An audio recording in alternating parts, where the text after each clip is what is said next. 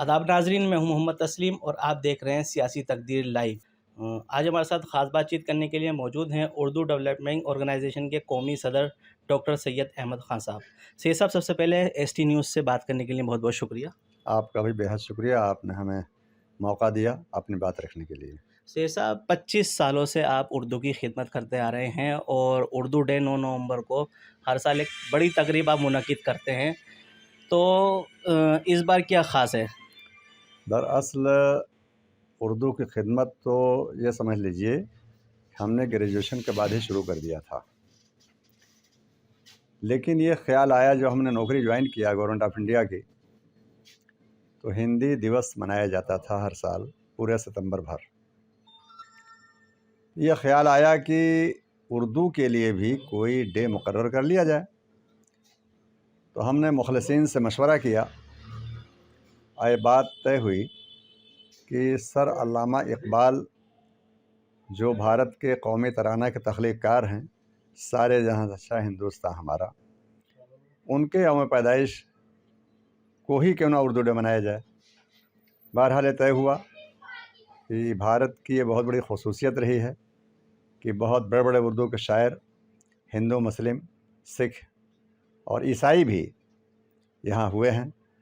तो लेकिन चूँकि अल्लामा इकबाल की जो हैसियत है वो पूरे दुनिया में एक जैसी है, और भारत के लिए उनकी अहमियत इसलिए है कि उन्होंने जो कौमी तराना तख्लीक किया उस वज़न का यानी 125 साल होने जा रहे हैं, लेकिन किसी ज़बान में भी वो तराना नहीं पेश हो सका है। तो ये बहुत बड़ी बात रही कि अल्लामा इकबाल के यौम पैदाइश को हमने 2 वजहों से मुंतखब किया, और इस साल हम वो सिलसिला जो 1997 से शुरू किए थे 22 में 25 साल मुकम्मल होने जा रहा है।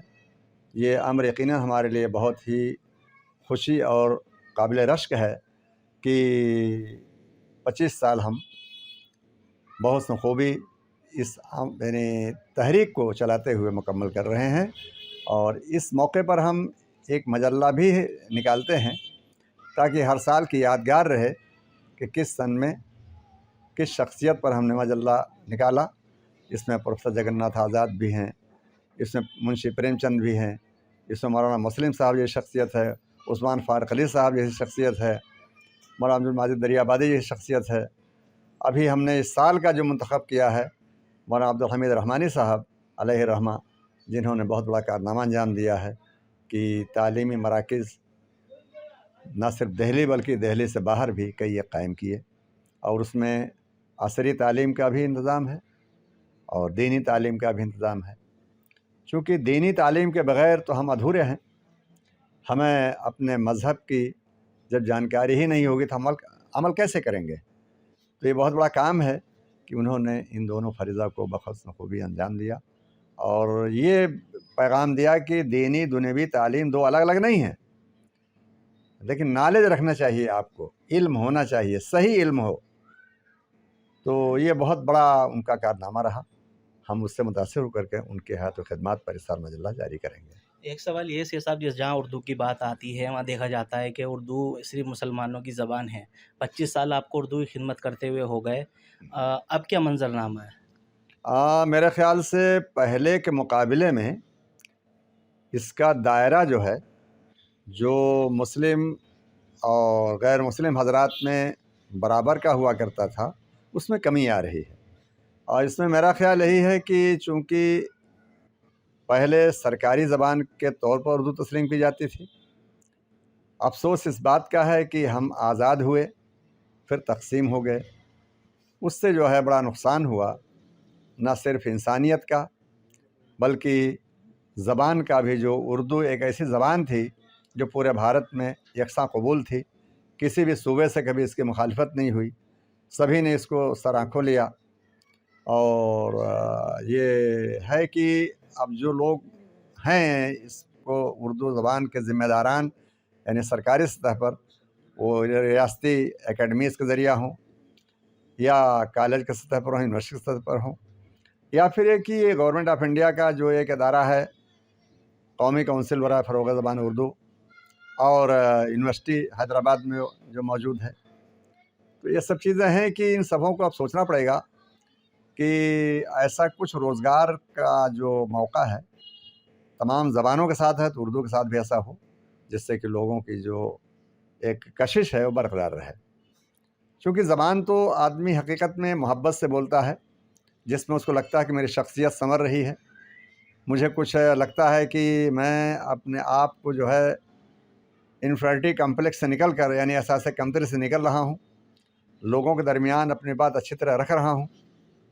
یہ احساس بھی بہت زیادہ ہے، اور یہی وجہ ہے مجھے اس بات کو بتانے میں خوشی ہو رہی ہے کہ اردو کے جو بڑے اخبارات ہیں وہ کارپوریٹ گھرانے اس کو چلا رہے ہیں. تو ہم یہ امید رکھتے ہیں کہ جس طریقے سے فلم انڈسٹری نے جو ہے اردو کا آبیاری کی ہے، اور اسی طریقے سے ایک ریختہ نام کی تنظیم ہے، وہ بھی قابل ستائش ہے، وہ لوگ بڑے پیمانے پر کام کرتے ہیں.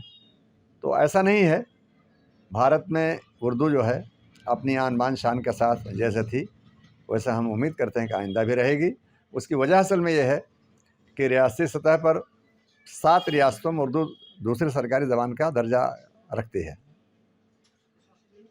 تو وہ بہت بڑی چیز ہوتی ہے کہ سرکاری سطح پر کسی زبان کو اس کو تسلیم کیا جائے، وہ راج بھاشا کا کام کرتی ہو. جیسے ہندی راج بھاشا ہے، ایسے اردو بھی راج بھاشا ہے. تو وہ اس لیے ہے کہ جن 7 ریاستوں نے قبول کیا، یہ بہت بڑی بات ہے، الگ سے قانون بنا کر انہوں نے اس میں اتر پردیش ہے، بہار ہے، دلی ہے، جھارکھنڈ ہے، یہ آپ کا حیدرآباد ہے، یعنی تلنگانہ وغیرہ، یہ سب موجود ہیں. تو ان ریاستوں میں سرکاری سطح پر اسے منظوری حاصل ہوئی. اور میرا خیال یہ ہے کہ ہندی کے بعد اگر کسی زبان کا دائرہ وسیع ہے تو اردو ہے. اور مجھے بہت امید ہے، اور اسی امید پر ہی یہ تحریک میری جاری و ساری ہے. اور مجھے خوشی اس بات کی اور بھی ہے کہ ہم بڑے کم وسائل میں ایک بڑا پیغام دیتے ہیں. تو سی صاحب کیا کیا کرائٹیریا رہتا ہے اور کن کن لوگوں کو اردو ڈے پر آپ ایوارڈ دیتے ہیں؟ ہاں، اصل میں ہم نے جو اس کا خاکہ تیار کیا وہ یہ کہ ہم ادبی نشست کریں، ٹی پارٹی کر لیں، جیسی جن کی حیثیت ہو، جیسا مقام ہو. جیسے کچھ لوگ قصبات سے ہیں، ٹھیک، آپس میں بیٹھ لیے، خوشی منا لیے، چائے پی لیے، سوئیاں کھا لیے، مٹھائیاں کھا لیا وغیرہ. تو جو ہم پروگرام دہلی میں منعقد کرتے ہیں اس میں یہ ہوتا ہے کہ پورے ملک سے ہم سال بھر میں کچھ حضرات کا بایو ڈاٹا کلیکٹ کر کے اس کو جمع کرتے ہیں. پھر اس میں ہماری سلیکشن کمیٹی ہوتی ہے، وہ دیکھتی ہے کہ ان کو اعزاز دیا جائے. ان کی خدمات ہیں، صحافتی میدان میں ہیں اور قومی میدان میں ہیں، قومی یکجہتی کے میدان میں. تو اس طرح سے ہے کہ گراں قدر خدمات کے اعتراف میں ہم حضرات کو ایک علامتی طور پر شال ہے، سرٹیفکیٹ ہے، مومنٹو ہے، وہ پیش کرتے ہیں. اور اس کو ہم نے پیورلی غیر سیاسی رکھا ہے. سب سے خاص بات یہ ہے، اس میں ایسا نہیں ہے کسی پارٹی سے سپورٹ لیں، ہم کسی سرکار سے سپورٹ لیں، ایسا کچھ نہیں ہے. یہ ہم اپنے بوتے اپنے حصے کا کام کرتے ہیں الحمدللہ. اور ہمارے ساتھ غیر مسلم حضرات بھی شامل ہیں. رام پرکاش کپور کا میں بہت احسان مند ہوں کہ وہ بیچارے اس پروگرام میں شریک ہونے کے لیے لندن سے کئی بار لوٹ کر آئے، سارے امریکہ سے. اور انہوں نے سب سے پہلے اس بات کو لوگوں میں بتایا. جو پروفیسر صاحبان جو کنفیوزڈ تھے کہ علامہ اقبال خدا نخواستہ تقسیم ہند کے کہیں سے ان کا جو جوڑ دیا کرتے تھے غلط سلط، تو اس پر رام پرکاش کپور نے جو دلیل پیش کیا، اس سارے کے سارے چاروں یونیورسٹی جو ہمارے دہلی کی ہیں، دلی یونیورسٹی ہے، جواہر لال نہرو یونیورسٹی ہے، جامعہ ملیہ اسلامیہ ہے، اور اگنو وغیرہ کے لوگ موجود ہوتے ہیں. تو وہاں یہ بتایا انہوں نے کہ دیکھیے علامہ اقبال کا جو سب سے بڑا کرب تھا وہ انسانیت کو جگانا تھا، لوگوں میں بیداری لانا تھا، تعلیم کے تئیں بھی اور اپنی شخصیت کے تئیں بھی، خاص طور پہ برے صغیر میں. یہ بہت بڑا کارنامہ ان کا تھا. اور اس بات کو رام پرکاش کپور نے برجستہ کہا کہ 1938 میں جو شخص انتقال کر گیا، ابھی بدقسمتی ہے کہ تقسیم ہند سے پہلے ان کا انتقال ہوا، اور وہ جو ہے ان کے یعنی قبر جو ہے وہ پاکستان کے حصے میں آئی تو نعوذ باللہ اس کی وجہ تھوڑا پاکستانی ہو جائیں گے. وہ تو ہمارے اپنے شاعر ہیں اور ہمارے لیے انہوں نے بہت کچھ کہا, بہت پیغام دیا ہے, اس لیے ہم اس کو تسلیم کرتے ہیں. بہت بہت شکریہ سید صاحب. جزاک اللہ. تو آج ہم خاص بات چیت کرنے کے لیے موجود تھے ڈاکٹر سید احمد خان کے ساتھ. تو پھر حاضر ہوں گے آپ کی خدمت میں, تب تک کے لیے دیکھتے رہیے سیاسی تقدیر لائیو. سیاسی تقدیر یوٹیوب چینل کو سبسکرائب کریں اور بیل آئیکن پر کلک کریں تاکہ آپ کو سب سے پہلے خبریں ملتی رہیں.